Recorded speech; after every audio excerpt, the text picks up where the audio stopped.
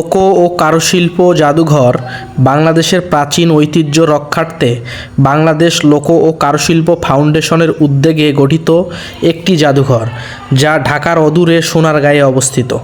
এর অবস্থান ঢাকা থেকে 25 কিলোমিটার দক্ষিণ পূর্বে এবং ঢাকা চট্টগ্রাম মহাসড়ক থেকে প্রায় 1 কিলোমিটার অভ্যন্তরে।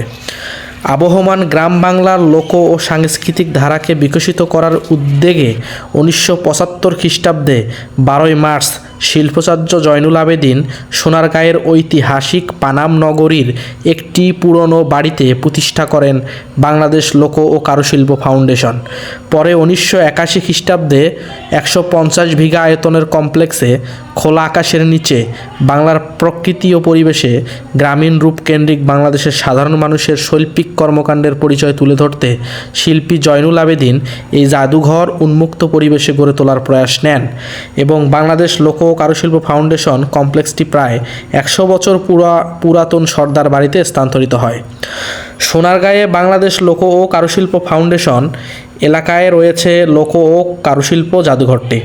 এখানে স্থান পেয়েছে বাংলাদেশের অবহেলিত গ্রাম বাংলার নিরক্ষর শিল্পীদের হস্তশিল্প, জনজীবনের নিত্য ব্যবহার্য পণ্য সামগ্রী। এসব শিল্প সামগ্রীতে তৎকালীন প্রাচীন বাংলার ঐতিহ্যবাহী লোকশিল্পের রূপচিত্র ফুটে উঠেছে।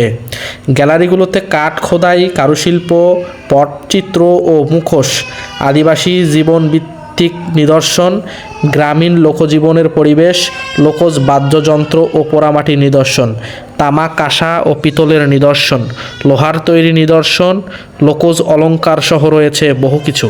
তাছাড়া বাংলাদেশের প্রাকৃতিক বৈচিত্র্য, কাঠ এবং কাঠ থেকে বিভিন্ন কারুপণ্য তৈরি এবং সর্বশেষ বিক্রির সামগ্রিক প্রক্রিয়া অভ্যন্তরে আকর্ষণীয়ভাবে সুন্দর মডেল দিয়ে ফুটিয়ে তোলা হয়েছে।